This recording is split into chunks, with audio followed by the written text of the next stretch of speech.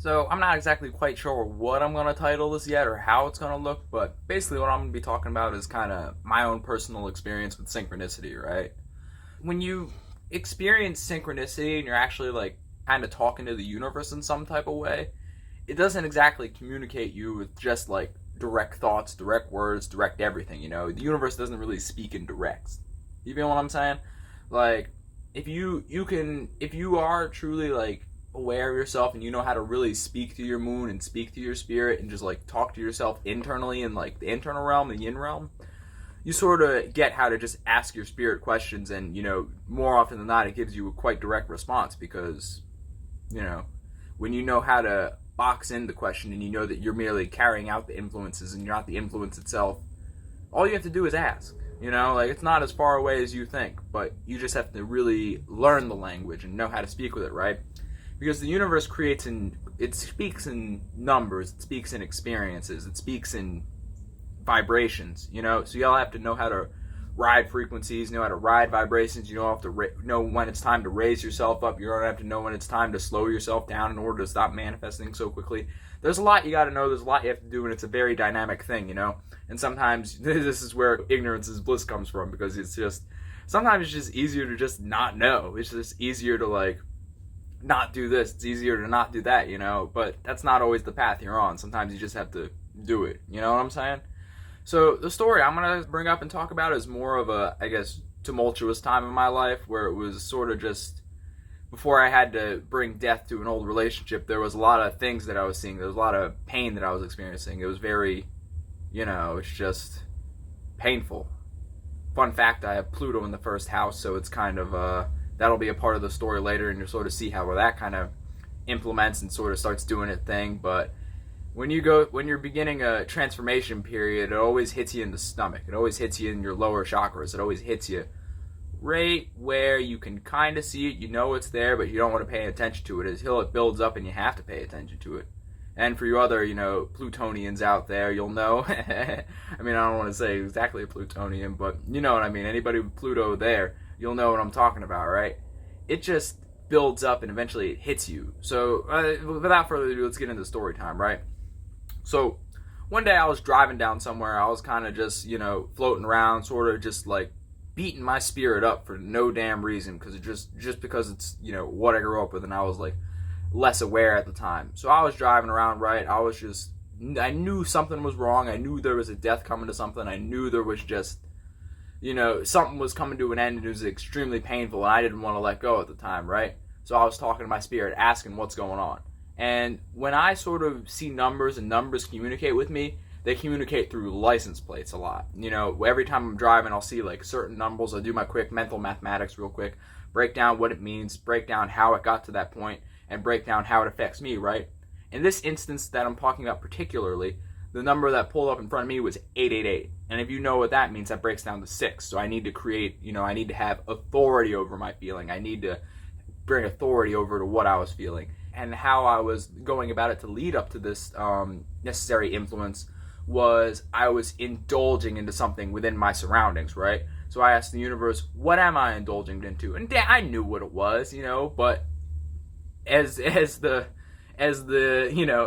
needed to point out something obvious, right?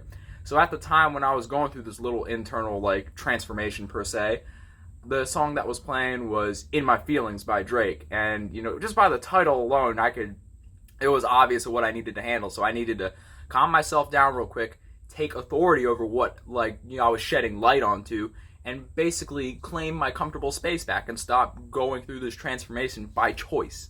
You know what I'm saying? So it was just like shit like that. I was just going through some bullshit by my own design, and the story will point back to why that was. So I keep driving along, and I'm asking the universe why this happened, And lo and behold, someone that basically goes to the same climbing gym, not this wall behind me, but the actual gym, someone that went to the same climbing gym, like, pulled up right in front of me, And I didn't know who it was at first, but I was like, oh, okay, so my internal tensions that's creating this bullshit for me came from the climbing gym. And, it plays out physically because I climbed every day for damn near 8 hours a day for a year straight, and I didn't stretch at all. And it got to the point where like my muscles got so tight that it was hard as a rock, and I was just literally just fixating myself and getting stuck into my fixated position. Like, you know what I'm saying? And it manifested itself. Well, you know, the spirit went to the body, but all my spiritual tension that I was trying to get out started manifesting by blocking me into the same space, and I knew it, and I hated it, and I began to start to resent the one thing that I love, the only thing that I could like actually enjoy throughout my upbringing. So basically it pointed to that.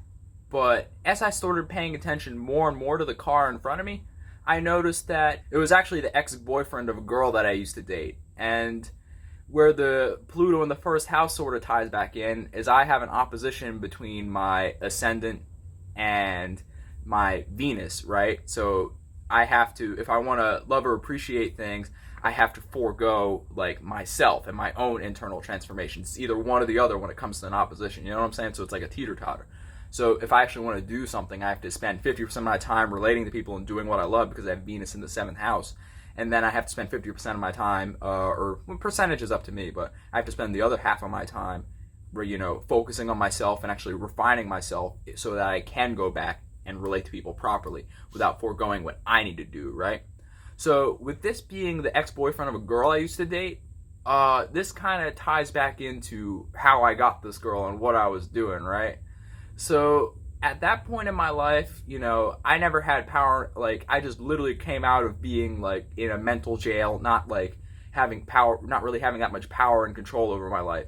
So what I did to take power and control over my life and also actually delve into my desires was, it wasn't enough for me to just go for girls and finally be able to just like get my my earthly desires on.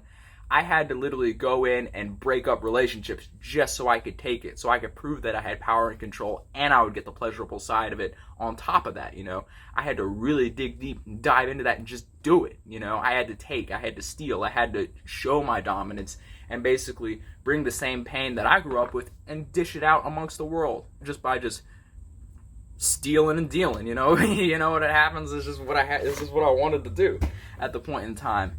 And basically, you know, that kind of, it came back to me. And this was the problem that I was facing when I was driving down, right? So I saw, it was that dude who went to the same climbing gym. He pulled up in front of me, and I realized, oh. And I like, you know, also tying back into the universe, it wasn't necessarily about me just wanting to take power and control over something. It was in the back of my mind that I knew it wasn't righteous, and I knew it wasn't right while I was doing it. But I was in so much pain at the time that I just wanted to take power and control and bring it out to the world around me. Like, do you get what I'm saying here? Like, it's kind of crazy, but the point in what I'm talking about is, once again, the universe doesn't speak in directs. It talks about the vibration. So the vibration of what I was doing was, yes, I went about going through my earthly desires, but how I went about doing it would only bring more pain into my life, which is what it did and what I had to come to realize and what I had to learn. Like, you know what I'm saying here? Like, it's a real motherfucker. But that's what it was. That's how it's just how it happened. So the whole like point of the story is like, you have to pay attention to everything around you. And it's never about the actual shape and form. It's about the vibration of what went on, right? So the vibration of what went on was, I wanted to bring lots of death, and in order to get like the love that I wanted to feel, right? But I didn't know that my personal like alignments makes me have the vibration of that opposes each other. So by doing that, I just added on to the tension in my life for a short-term gain. And it's something that I shouldn't have done. It's something like, I ain't gonna say I necessarily regret doing it, because at the time it was power tripping, and ooh, Pluto can give you a high more than you can understand, you know what I'm saying? So learning that power was a good lesson at the time, and learning that I can do that was like, okay, cool. But actually going about and doing that and continuing to use my power for something so menial that I know opposes me in some type of way is not what I'm supposed to do. You know what I'm saying? So the point of the story is, you just gotta know how to just read experience and read the vibrations behind things, and know how to be like, okay, this is what that number means right in front of me. This car was meant to pull up in front of me so that I can read this message. To find this message, I have to take in the entire experience around me, which was, you know, 888. I was indulging into my surroundings and just going too deep with something that I shouldn't, and I needed to take authority over my vibrations and then basically listening to the song in my feelings. Oh, okay, I'm in my feelings. What am I in my feelings about? Oh, this situation's at the climbing gym where I not only bring tension to my physical body, but through that situation of stealing that man's girlfriend for my own personal gain was something that, it eventually hurt my feelings, and it ended up just dying and just putting me through my own personal transformation. And I didn't listen to that story at the time, and I kind of kept going through the same situation over and over and over again. And eventually I learned, and it came to that point where I was in the car, just riding behind that, being able to sit behind that actual situation that put me through that bullshit, and actually reflect and figure out what I had going on. You know what I'm saying? Like, these are just, the whole point of the story is, like I say, you just have to know how to be able to listen to experience. What numbers may pop up, what songs may pop up, what people may show up into your life, why they're in your life. And it's just a lot, man. Like, to be able to actually sit in synchronicity and know how to, like, just do all this stuff is a thing in itself. Because it just, oh my god, it just keeps going and going and going. And you'd be surprised how obvious it can actually get once you know what you're reading. But the whole point is you may have to go through so many experiences to actually know how to be able to read what the universe is telling you, and know how to just pick all that up and extract all that meaning in order to figure out where you need to go in the future, But anyways, I'm about to just get rambling about a whole other mess of shit. So, anyways, thanks for listening to the Solar System series known as Story Time, where I'm talking about my personal experiences that led me to these situations and this knowledge set and just knowing how to do all these things. Anyways, peace.